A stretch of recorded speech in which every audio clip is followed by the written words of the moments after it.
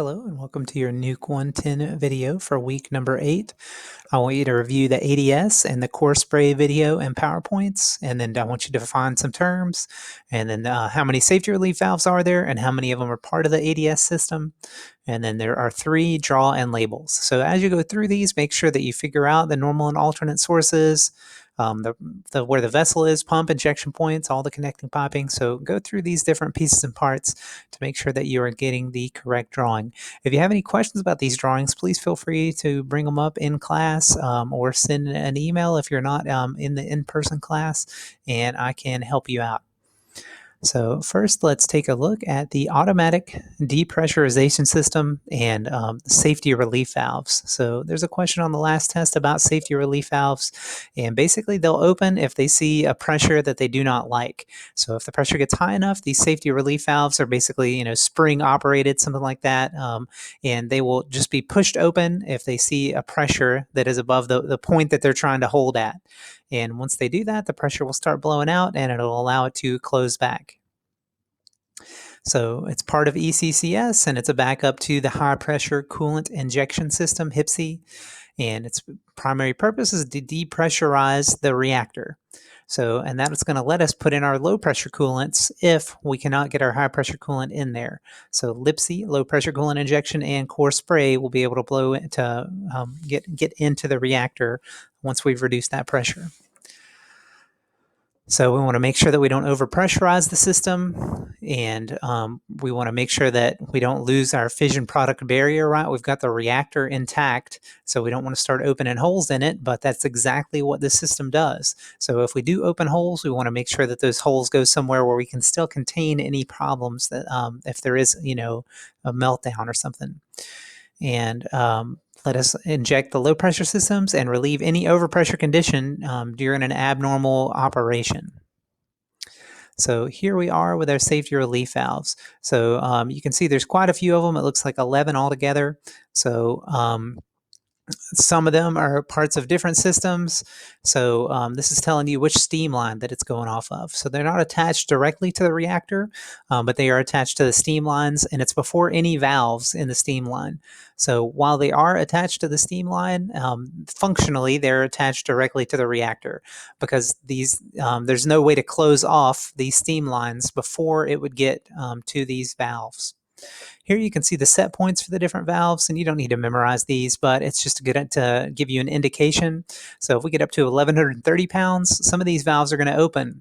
So if the pressure continues to go up, more valves are going to open. And this is not part of ADS, right? This is just how the valve works automatically.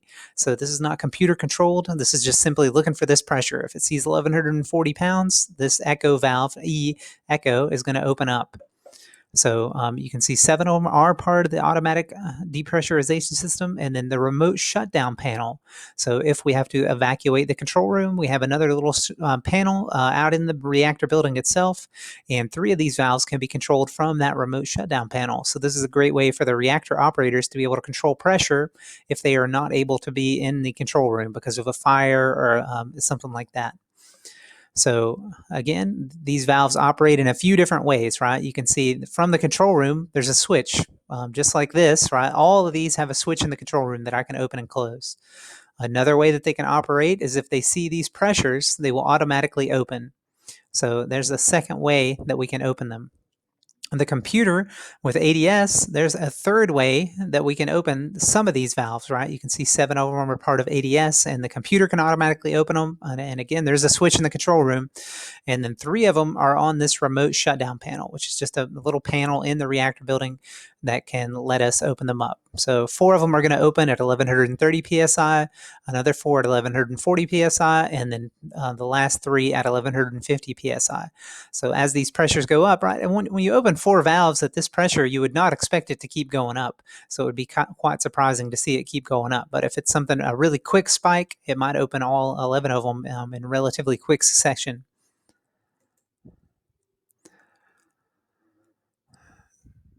So whenever it's dumping it into the suppression pool, the torus down at the bottom, that's where we're going to dump this hot steam to. We want to make sure that we don't boil any parts. So you can see they're all coming in at different parts of the torus.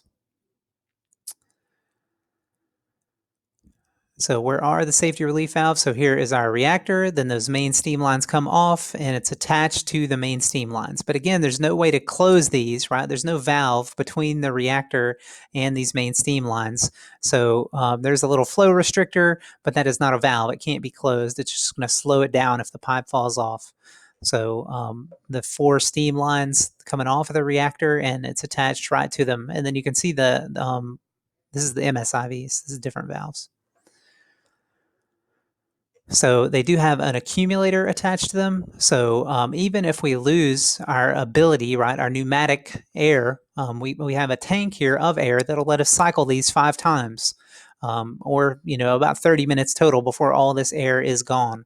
So that's one way to control it. It also has solenoid controls from the RTGB, the reactor turbine gauge board, the control room, and the remote shutdown panel. So all of them can be controlled from the control room. A few of them can be controlled from this remote shutdown panel. Here's our ADS logic coming in, which is another way to control them. And then there they are with their solenoid. So here's where they're actually coming down. It's going to come down this little tailpipe and then go out a quencher, a big T quencher.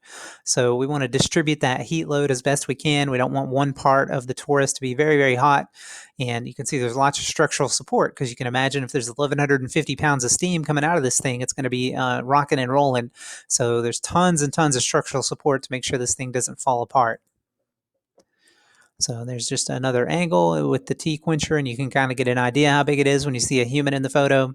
Here is a vacuum breaker. So just like any other steam, once it condenses, you're going to start getting a vacuum, and that's just going to cause this little disc to open up and let the air from the room go in there. That way we don't form a vacuum in our pipe. If we did form a vacuum in our pipe, it would actually start to straw. So it would pull water out of the torus and start pulling it up into the pipe. So we don't want to drain the torus accidentally by having a vacuum in here. So we'll open, this vacuum breaker just opens itself. It's sort of like a check valve. If it sees a low pressure in the pipe, it's just going to open up and let some air in. So the auto initiation, we talked about this last week, but it's good to have a reminder. So it's looking for low level 3. So when it sees low level 3, it just wants to make sure that that's not an error. So it's also going to look for low level 1. So you can see here at 166 inches this one's in, and this is only 45 inches. So we've lost 120 inches of water between low level 1 and low level 3. So if low level 3 is in and low level 1 is not in, well, then low level 3 is in error, right? It's a mistake. So we don't want to start poking holes in the reactor unless we see both of these at the same time. So once we have both of these, we're going to start a timer, 83 seconds altogether. And we want to make sure that RHR or core spray are running. Otherwise, there's really no point in open up, and depressurizing the reactor because we'll just be taking that steam out, right? We said steam cooling is okay. But if we start taking that steam out, then we don't have steam cooling anymore. So if we do take the steam out, we want to make sure that we have water to be able to put back into the reactor vessel. So again, if those vacuum breakers are not working correctly, you're going to start pulling water from the torus up through those downcomers. And an ADS initiated because they were doing 2 tests at once. So they did the ADS test, but they didn't have the LIPSI signal in, but they were doing both tests at once. So now they have the ADS and the LIPSI, and it caused ADS to actually initiate and open up all those valves.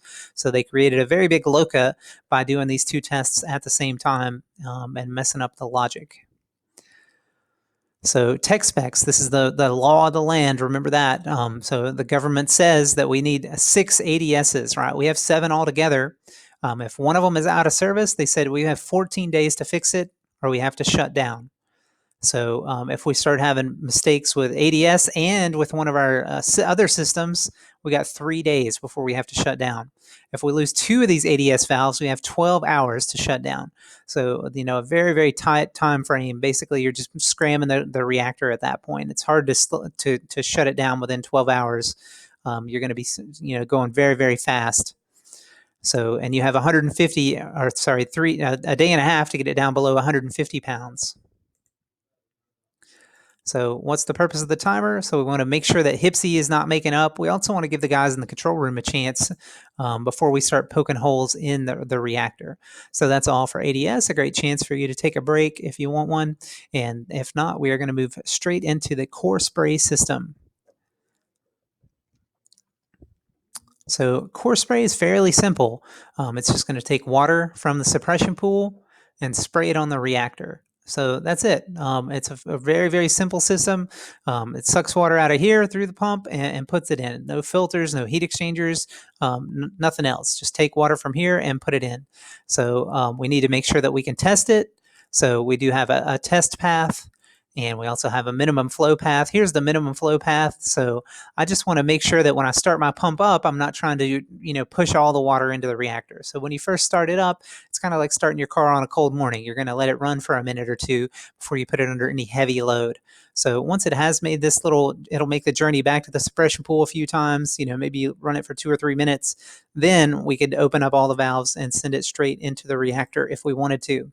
So the red line is actually our test line. So we're taking it from the suppression chamber and running it through a few more valves and taking it back into the suppression chamber. So when we want to test it, then we'll run it through there and make sure that the water's going through, and then shut the system off and then make sure that this valve will still open, because that's the only closed valve in the path here. So that's our test path, and then the blue line is our normal path. So up here at the top, we have a demineralized water, really, really clean, too clean to drink, actually. So it's not good for humans to drink demineralized water. And this is what's going to keep these pipes full.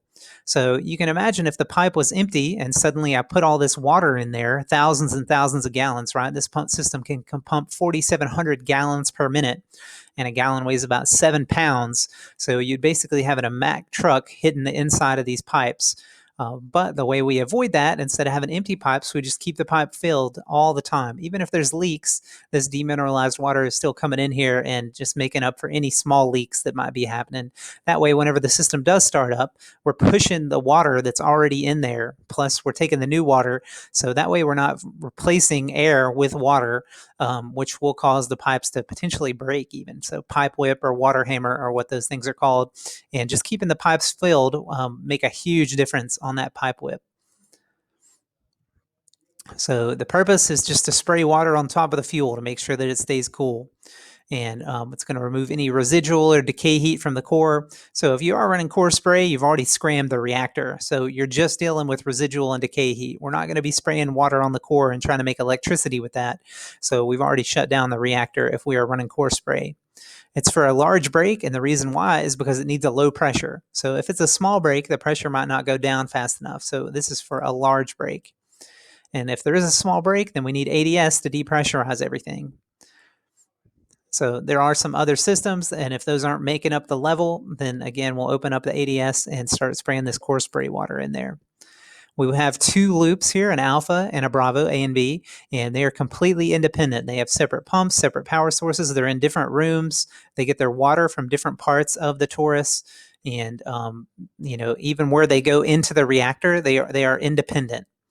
We want them to not have anything to do with LIPSI as well. So LIPSI, the RHR, low pressure coolant injection, is completely separate from these guys, and they're going to perform with a loop. So loop is loss of offsite power. So our power's out, we're blacked out, and these are just electric AC motor pumps. So we have to have them powered from the diesel generators at that point. We got to be able to test them. We talked about that. We want them to be very reliable, and automatic action with no operator decisions required. So if the control room is passed out, asleep, whatever the issue is, we want these things to come on automatically. So right after a LOCA, we're going to have a low pressure source of water and for a small line break. So they have their own spargers inside the reactor. So right, core spray Bravo, core spray Alpha, they have their own independent spargers, and they're going to spray in. So even if one of these spargers falls off, we still have the other units, the other side, the Bravo side, to do it. And here are the spargers spraying their water in. Ooh, my. another little picture of the spargers. There they are actually firing, and you can see you're going to get really good coverage of the whole reactor area. So someone's going to spray in the annulus, someone's going to spray on the fuel, but even if we have a large break and we're losing down to 2/3 core height, well, this will make up that extra third, and eventually we're going to flood the dry well out. So normally it's getting its water from the suppression pool, but we do have a backup of the condensate storage tank. And both pumps can pump, up to that 4,700 gallons, and they're just single stage centrifugal pumps. So single stage means it's not going to make a lot of pressure. So if we have multiple stages, that basically means I'm putting a bunch of pumps in the same casing. In this case, I'm just going to have one centrifugal pump in there and pushing the water in, and they're in completely separate rooms. So even if something breaks in this room and it floods the room, Bravo is in a completely separate area. And they're at the minus 17-foot elevation because you need the water to be above them so that they don't have to try to pull the air up to be able to pump. There's pumps in there. They're getting 40,160 volts of electricity from e-buses, which those are attached to the diesel generators. So normally that power is going to be coming from the grid, but if the grid goes away because of a tornado or some other emergency, we can turn on our diesels and the core spray pumps will still be getting their power. They can get 4,700 gallons per minute. And here we go. Here is the picture again. So we walked through this. There it is coming from the suppression chamber through the pump and just straight into the reactor. The green one is our recirc path, and the green line is going to continue on and go all the way to the suppression pool. But it's not on there now because the red line is on there, right? And that's going to be the one for the test path. So again, that min flow path is just going to start it up for a minute and let it kind of idle before we start putting it in through heavy work and trying to put water into the reactor. So what auto starts it? Either low level 3 or high dry well pressure and low reactor pressure, because it's high dry well pressure is an indication of a leak. So we have steam coming from the reactor into the dry well, and low reactor pressure is going to tell us that we can actually pump it into the reactor. And that's called a LOCA signal. So it's logic. If power is available, it's going to start 15 seconds after that signal is received. So if it sees low level 3, it's going to wait 15 seconds. So it's now, if there's no power, right, if the grid is gone, it's going to wait for the diesel to start, and then it's going to wait 10 seconds after that, because the same kind of minimum flow idea with our diesel, we don't want to put a huge load on that big diesel just as soon as it starts. So we're going to start and let it run for 10 seconds, and then wait another 15 seconds to actually get the pumps going and start putting water in there. So once the core spray pump has been running for about 10 seconds, it's going to open the valves to actually inject. So that way it has about 10 seconds to warm up. So we don't have a minute and a half or 2 minutes really, because we're losing water from the reactor, but we can at least give it a little bit of time there to make sure that the pump isn't going to blow itself up basically in the first few seconds. So they all have that minimum flow path so that they can pump, 500 gallons a minute, and they all have the full flow test line, both the Alpha and the Bravo. We talked a little bit about the keep fill, just that nice demineralized water, and you just want to keep it in there all the time. Keep them full of water. That way we're not also pushing air into the reactor, which can be an issue. We want to make sure we are pushing water into the reactor. So there's little air conditioners in these rooms because you can imagine that they're relatively small rooms. They're enormous in the size of anything not in a nuclear plant, but they're relatively small. So if you have a pump running in there for 2 or 3 days, it's going to start to heat the whole room up. And we want to make sure the room does not get above 148 degrees Fahrenheit. So there's a little air conditioner in there. And as soon as the pump starts going, this little air conditioner is going to go. And it basically just takes water from the ocean and blows some air over it. So it's kind of like a little radiator. So we're taking water from the ocean and blowing the fan over it and just cooling the room off that way. So an OE that they've had in the past is the suction strainers. So what is actually physically in the torus, getting its water, those strainers have gotten clogged up from foreign material. So different things have gotten in there. So over the year, they cause flow oscillations because, part of it will be covered and part of it won't. So you start having issues with the pump. So what they've done is change the way that this strainer looks, right? So there's a lot of surface area here. So here's the T-quencher, but this is actually where that suction is coming in. And you can see there's all these 5 discs on each side, and the water can come in on the side of the discs, it can come in on the end, it can come in, lots of different surface area. So it's going to be very, very hard to clog that thing up. So whenever you guys were taking pictures of the reactor in a previous outage, they saw some cracks in there on some different clamps and things like that, and went in and replaced the clamps. So with ADS, right, if ADS isn't kicked in and the reactors at a high pressure, we're not going to be able to push the water in. DC power for all of our systems, DC is the brains. And that's okay if the grid goes away, because we have a bunch of batteries. So we have a whole, 4 rooms of batteries that control all these logic systems. That way the diesel knows to start. So if we didn't have some batteries and everything was AC dependent and the grid went away, the diesels would not even know to start. So all of our controls are going to be DC powered. So the valves and the pumps are actually AC powered, and it's coming from the emergency diesel generators in an emergency, right? But if the grid is still there, we'll just take it from the grid. It's much easier to take it from the grid than it is to get that diesel going. The torus is where we get our source of water. So demineralized water is what's keeping everything full, and service water is what's cooling the room, so that little air conditioner. So the auto start, there we go, low level 3, which is 45 inches above the fuel. So we're getting very, very close to being in a bad spot, right? We've got 4 feet of water above the fuel before we start to panic. So once the fuel starts getting uncovered, it's going to start to melt very, very fast.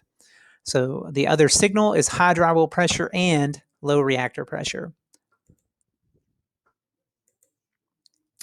So the purpose of core spray is going to be to flood the reactor up if there is a LOCA. So there we go. Protect the core from overheating during a LOCA. So that's all I've got for this week. Please let me know if you have any questions, and I hope you have a good day.